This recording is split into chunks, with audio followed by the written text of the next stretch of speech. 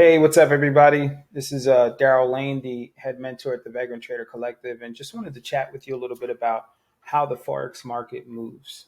So, we're going to take a deep dive into currency dynamics. The Forex market is the foreign exchange market. It's the world's largest financial market with a daily trading volume that surpasses $6 trillion a day.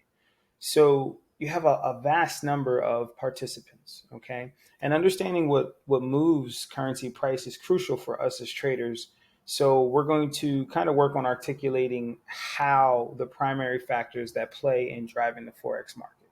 So the first thing that we have is interest rates.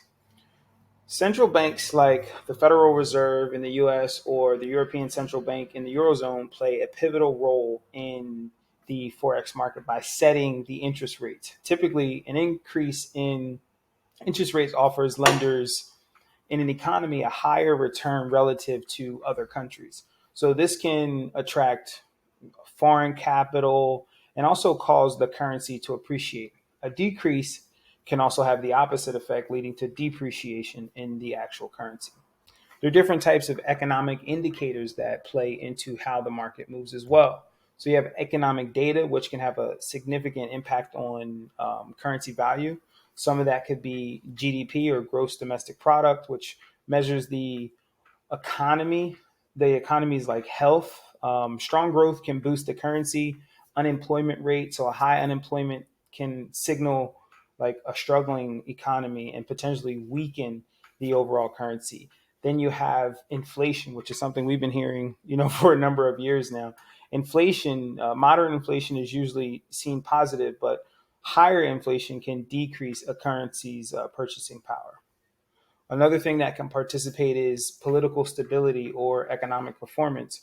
Countries that are politically stable and have a robust economic performance tend to have stronger currencies. So, political upheaval, corruption, and other internal issues can undermine the confidence and weaken a nation's currency.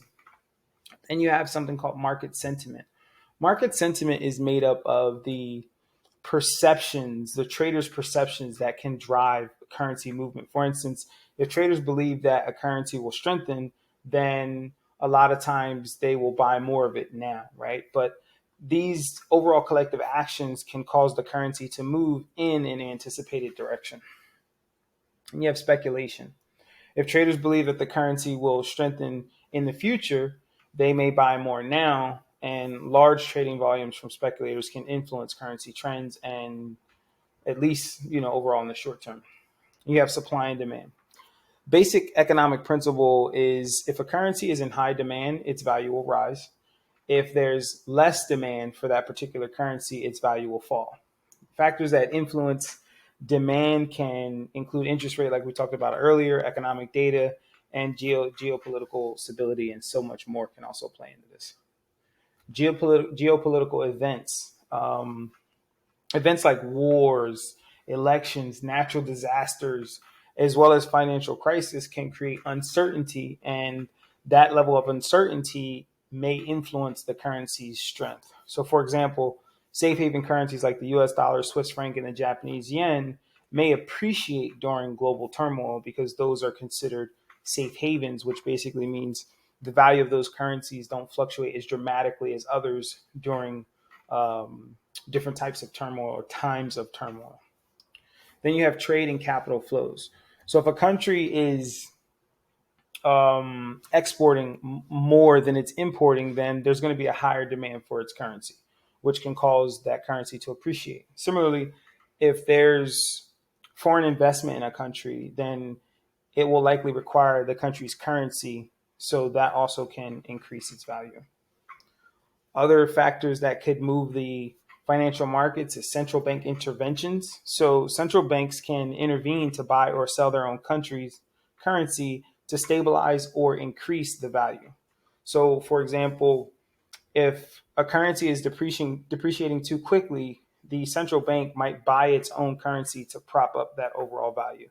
And that can also have some negative impact later. Also, technological advances or advancement in the foreign exchange market can also have a overall impact. Digital platforms, high frequency trading, algorithmic strategies, they've all changed how the market moves, which can also lead to rapid price changes and increase the overall market volatility. So when you think about it, like the Forex market is a complex entity, right? It's influenced by a number of different factors. Successful traders often keep an eye on global events, economic indicators, we like to call those fundamentals. And the best way to think about this is the more that you understand the things that can influence the actual market itself, then you'll have a better idea of where you need to study and what you need to look into in order for you to understand and be prepared for what the potential next market moves are. If you're someone who's looking to learn how to trade the Forex market, I definitely encourage you, come on over to the Vagrant Trader Collective. Let us walk you through the process A to Z on how to understand how to read candlesticks, read market patterns, understand fundamentals, and learn how to use those technical tools needed in order for you to make the best overall decision for profitability long term. So thanks for listening. Check us out at vagranttradercollective.com, on Instagram at Vagrant Trading Academy, and also on Instagram at Vagrant Trader Insights. Thank you. Take care. Have a good day.